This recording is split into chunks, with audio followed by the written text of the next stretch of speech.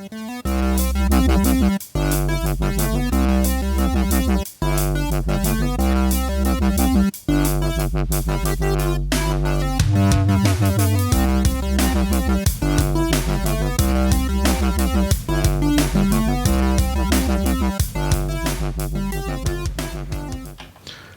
everybody, welcome to another episode of the LitRPG podcast. I'm Ramon Mejia, here to bring you the latest LitRPG news, reviews, and of course author interviews. This week is episode number 242 of the show. We got 7 new reviews for you folks, also a bunch of more plagiarized stories that have come out this week, and reviews from myself and also our contributor, Ian Mitchell. And that's going to include Aether's Garb, which is the second book in the Aether Revival series, also the 5th book in the Disgardium series, also Tower of Damnation, book number 2 in that series, and Skeleton Soldier Who Couldn't Protect the Dungeon for myself, and from our correspondent Ian. It'll be Gamified, Battleborn, and and the Mechanical Crafter, book number 2. So all kinds of good stuff for you guys this week to show on the show. Before we're getting into that, we're just going to go into LitRPG news.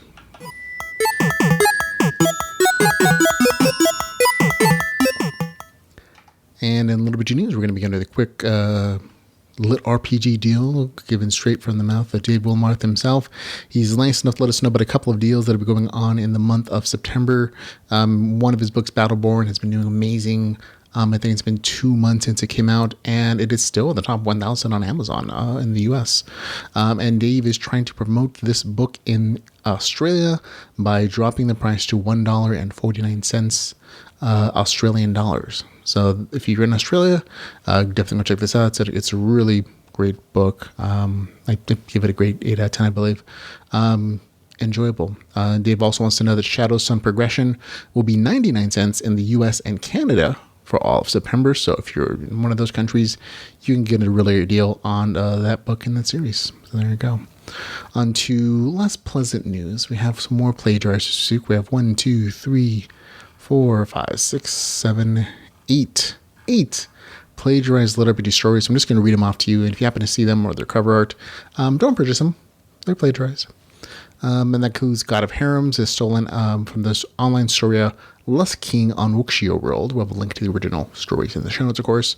Also, Tartarus Online is taken from a Royal Road story and a Scribble Hub story of the same name, Tartarus Online.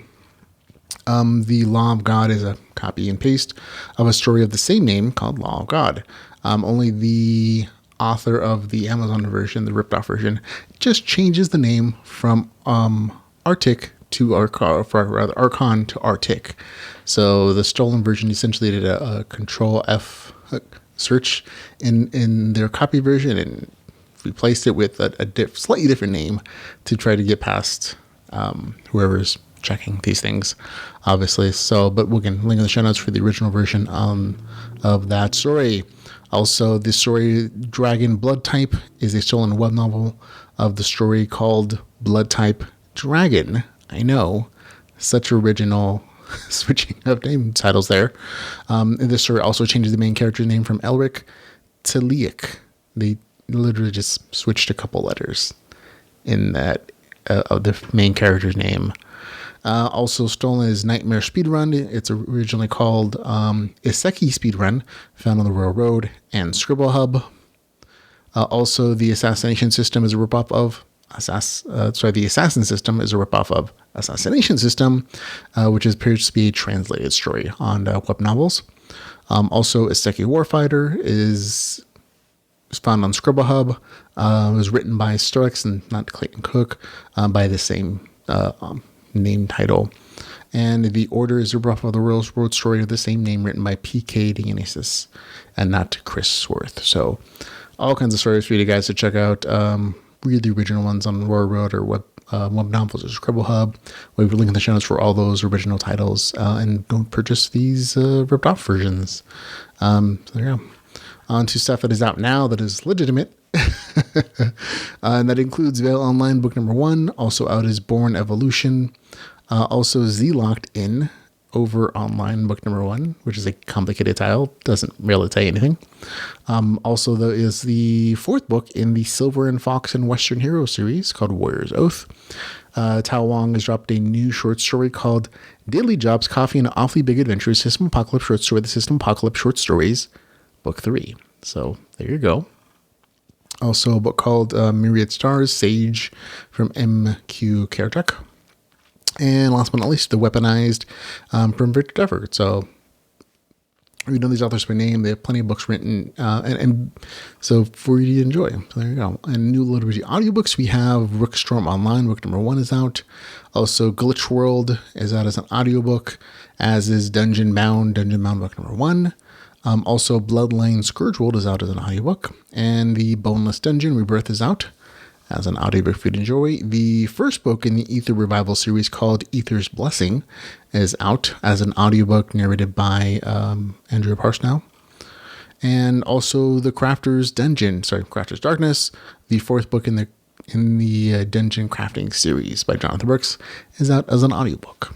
On to upcoming LitRPG stories. Again, just let's read off a bunch of stuff that's coming in the near future. I usually push it about 3 months, and so it's September, so we got new stuff popping up in December on the list. But starting off on September the 8th, which is coming up pretty soon, it'll be the 2nd book in the Snake's Life series. On September 9th, it'll be Full Murder Hobo, a new book written by Dakota Kraut. On September 9th, it'll be also Aurora Weiss's The Dungeon Worlds.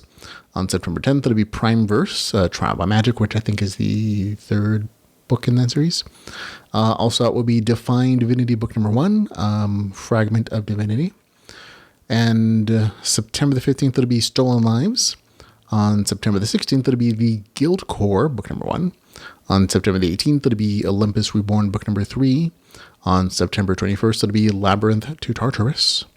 September 29th, it'll be Tycoon, book number 2. On September 30th, the 4th book in the Gods Game series. On October the 1st, it'll be The Bad Guys, book number 5. October the 1st, it'll be Legends Online, book number 7. October the 2nd, Dungeon Crawler Carl by Matt Denneman. October 3rd, a lot of people are looking forward to this one, Awaken Online Inferno, which is the 3rd book in a side series called Territ number 3.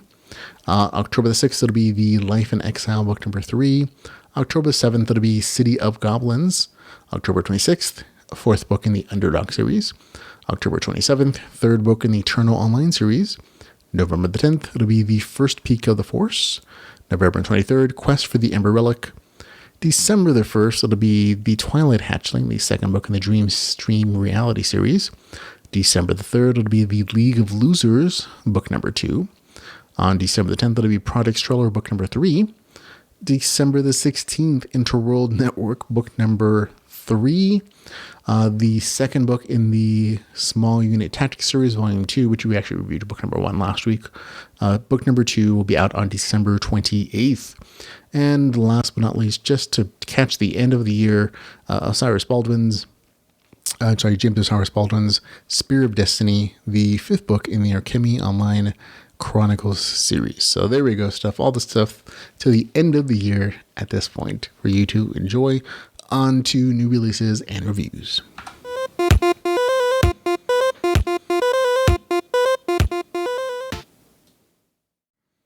Okay, first up this week is going to be Aether's Guard, Aether's Revival, book number 2, written by Daniel Scheenhofen. This is 662 pages. It's a weighty thing. $4.99 is the cost, and it's available on Kindle Unlimited. And here's the author's description. Gregory's life changed when his ether sparked to life during the Age Day ritual. He left his old friends and his old life behind and was taken to the Magi Academy to start training to serve the Vela Empire. Suddenly alone and out of place, he prepared for the worst. When the beautiful novice Yuki Warlin asked if they could be friends, his life changed again. After 6 months of duplicity from the people who they had thought of as friends, Gregory and Yukio isolated themselves from all other novices. Gregory chose a path considered impossible for his training, and Yukiko followed, pushing each other to strive even harder. When Yukiko's betrothal was annulled, the two friends were free to express the deeper feelings that had developed between them. The first tournament of the novices was brutal on the two young lovers. Both of them were pushed to their absolute limits, but they endured. When they took the two top spots, their fellow novices dropped the pretense of friendship. when neither would bow to the machinations of their peers.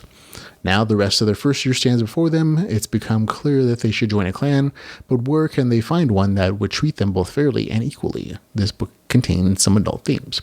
And just to be clear, first of all, I got this novel, advanced copy of this novel. I purchased it when it became available. Yes, there is sex in the story. I think there's like only one scene though. As far as I recall. But again, super small. It is, no, a couple scenes maybe. Again, small sections of the story. I'd easily say less than 2% of this novel has those scenes, and they're separated by chapters. So, but that's not your thing. Just an FYI that it does exist in the story. This is a good book. It builds on the last of the story by deepening the relationships between the two main characters and adding new people to their kind of circle of friends and group that they're building up, essentially. There is a familiarity as the story repeats a few of the themes of the last novel, including the tournament and the threats from the other students, which in book 1 felt fresh and familiar. In book 2, I'm like, oh, okay, I've read this. Not badly written or anything. It's just like, oh, okay, I've already kind of been familiar with this kind of subplot, essentially. The biggest world building shifts is the addition of the guild sections, which offer protection and larger threats. There are also a lot of little kind of tiny stories in this story. It's a slice of life story, so this is what you're going to get. These little tiny stories that flush out the everyday aspects of this world for citizens and how the main characters kind of fit in with them and interact with them. And it was kind of these nice little like notes of just like, oh, they're going about the daily business, they're interacting with regular people, or they're building up their reputation or doing other things, training, all kinds of, usual stuff for a slice of life story. The story has the same light RPG aspects, and I'm probably going to say this one is even lighter. And that's just because I felt like the author's already felt like he's already established them in book number 1, so he doesn't have to go into depth into what they are anymore in book number 2. They still kind of exist in that the main characters increase their rankings in the system that's provided here, and they get new powers, and they get to build other powers and do some cultivation stuff, and meditate, decrease their ether, all that kind of stuff. But again, it's definitely a super kind of light note to the story. There is a little bit less action in the story as well. I thought there was a little bit more just like character development stuff, especially building up the relationship between the main character and Yukiko. That's a big thing here. But still, very good story. If you like character development, I think you'll enjoy this. It does a little bit more than in book 1, but a little less action. Gets a score of 7.6 out of 10 from me. That's Aether's Guard, Aether's Revival, book number 2 with a score of 7.6 out of 10. And next we have Holy War Disgardium, book number 5, written by Dan Circleoff. It is 408 pages. It is $6.99, and it's not available on Kindle Unlimited. Here's the author's description. Under the protection of the Nurgle the Radiant, the Alliance's armies marched confidently toward Tiamat's temple. Sith's old tricks are no longer working. The Legate of the Destroying Plague and his friends have a difficult choice to make. Bow to the wishes of the Snowstorm Corporation and complete the quest of the Nucleus, surrender to the Preventers, or retreat in the battle for Tiamat's temple to win the war. One thing is sure, they're going to need allies, and sometimes old enemies can make the best friends. There you go. I actually was surprised by one of the story turns that this takes in particular. I actually thought this was going to continue the big player versus player, guild versus good stuff that was kind of left off in the last book in the series. And while that's still part of the story, especially like the later end part of it, I actually really appreciate the author's decision to send the main character on this kind of solo journey. I'm not going to describe it too much because I think it's really neat. I don't want to spoil it for anybody, but I thought it was a great twist that I had absolutely no way to foresee, and kind of gives me some hints about some of the plots in the story, like what some of these characters might actually end up being. I was like, oh, but it was kind of a fun little twist. So I really appreciated just kind of the break, I should say, from the bigger army versus army, player versus player kind of base building thing that's in like the first section and the end section of the story. There were also a few real life scenes that I really enjoyed. Both because they kept the threat to the main character in the real world high, but also because they let the main character be a teenager. They let him be a real person, and that made him feel a little more real. it kind of made you deepen that connection, or you're caring for the main character at least a little bit. At least it was for me. Overall, the story continues the larger battles from the last book, but adds again a few interesting twists that kept it from being repetitive. I had a good time reading it and recommend it to anybody who enjoys this particular series. I had a good time with it. Gets a score of 7.7 out of 10. That's Holy War Disgardium, book number 5, with a score of 7.7 out of 10. Okay, this is Tower of Damnation, a LitRPG and GameLIT Saga, book number 2, Arcana, written by Tristan H. Brown. It is 210 pages, $2.99, available on Kindle Unlimited. And here's the author's description. After entering the Colosseum, Bradley found himself fighting dozens of gladiators every day in hopes of earning more experience and coins. Over time, his name thundered in the ears of others, giving him the chance to enter the competition hosted by one of the Dukes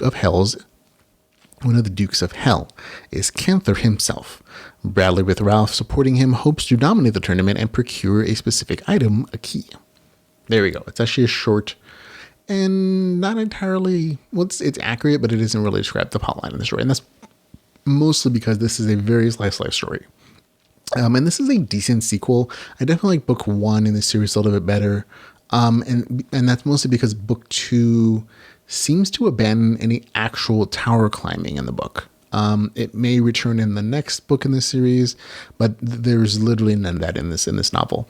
You get a decent conclusion to the gladiator thing and a shift to a larger attempt to grind experience points by leading an army into battle. I'm not going to say too much more because I don't want to spoil it for you if you want to read it. And I recommend that you do. It's a kind of a nice story. I'll admit it was an odd shift for me though, especially that and this is one of those things that is sometimes not great about a slice story, that you don't know where it's going to go. There's no like really developed plot line or goals for the main character sometimes, and you're just kind of going along for your journey. Sometimes the story takes these odd twists that don't always make sense, and this one definitely kind of took one there. It's not a bad story in any way, shape, or form. It's just like, it didn't feel like the main character earned a position of leadership to lead these men, and it was just kind of this auteur, the main character kind of decides all of a sudden, I'm going to go to this other country, other part of this world, because I know I can gain more experience points by leading this army.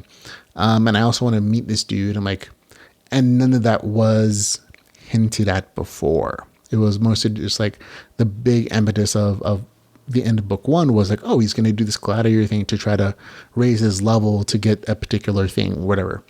And even that was like a little like, oh, you're going to try to get this thing. Are you going to get it? And that was a little wandering anyways. But anyways, in addition to like that not weird, but just like unexpected shift in the story of like this larger scale thing of like the main character suddenly this charismatic leader who's a great strategist and leading this army of men into battle. His personality shifts a little bit, or is a little inconsistent in the story, in that he's in some parts just like describing himself as a fighter, not somebody who's smart or intelligent. And he's a good fighter. He's not dumb. And then later on, he's just this brilliant strategist suddenly. I'm like, you could kind of see some of that in the setup of the story, in that he's regressed, and that has this lifetime of memories in this world that he's using to try to advance himself more quickly to defeat the evil demon horde or whatever it is. But it just felt a little odd to me. The action is still good. Again, it's a slice story. It's not unexpected that the stories just kind of take these twists sometimes. There is an increase in tension in the story as the main character realizes he doesn't have years to prepare for the big cataclysm, would help justify some of the weird story advances, I guess. But still, a little bit lost in dream for me. Still had a 5/10, mostly because of the good action. Gets a score of 7.3 out of 10. That's Tower of Damnation, a LitRPG GameLIT Saga. Book 2, Arcana, with a score of 7.3 out of 10. Had a good time with it. Not my favorite of the week, and I definitely enjoyed book number 1 a little bit more. And next up we have Skeleton Soldier Couldn't Protect the Dungeon.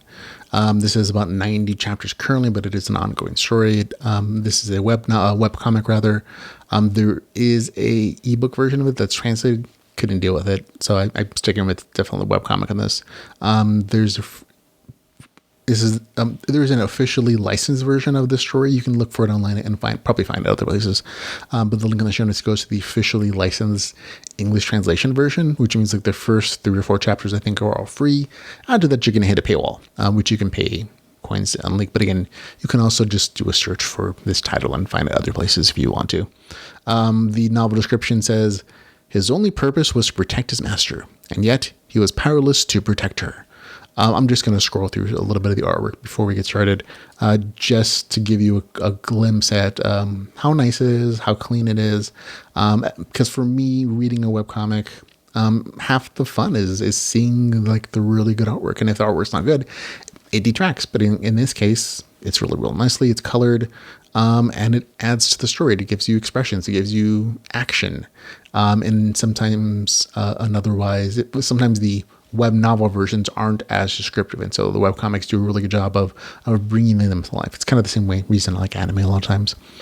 So you can see like there's a great deal of detail to the descriptions, the artwork, to the actiony, visuals. So good stuff there. This is a RPG power-up story with a save point story. The main character, Skeleton, dies and finds himself back 20 years when he was first raised by a low-level necromancer.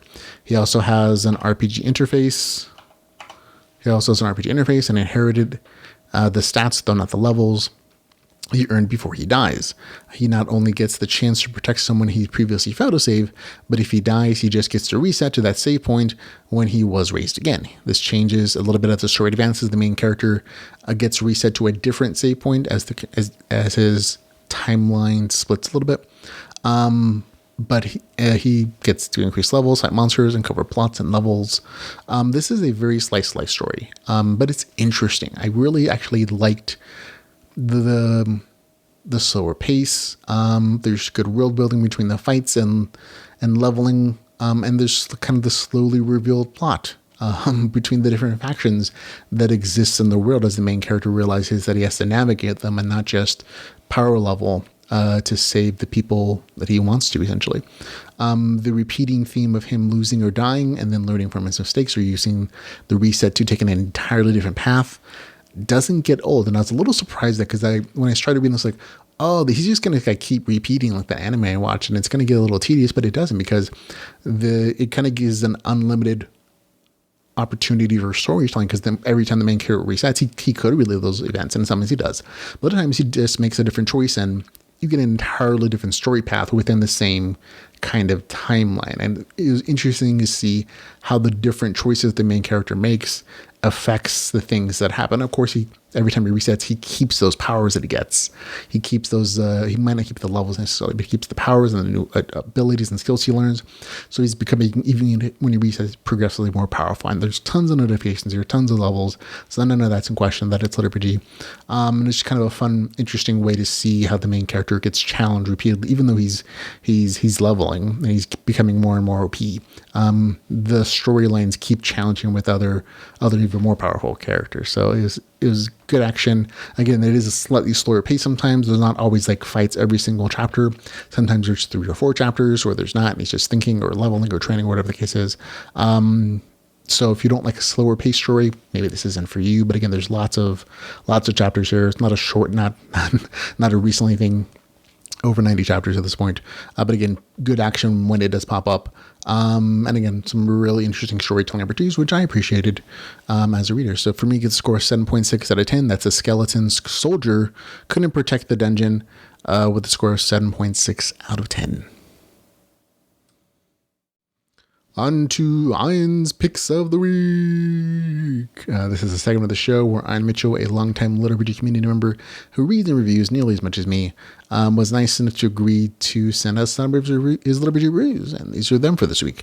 We're going to begin with Gamified, book number 1, Beastmaster, a fantasy LitRPG, written by Brooke Aspen. Ian says, "Mom's an NPC, oh no." He says, "This is a pretty good start for a series, all good RPG fun.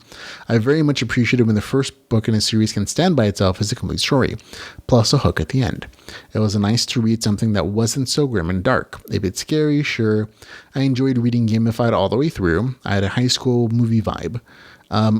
a couple of hours of adventures that gets mostly tied up by the end. I've enjoyed just about every Portal book that I've read so far. I can pretty much agree to that. And yes, Mr. Biggles made it work. I wonder if the author played Talomere, a Steam engine game within Mr. Biggles.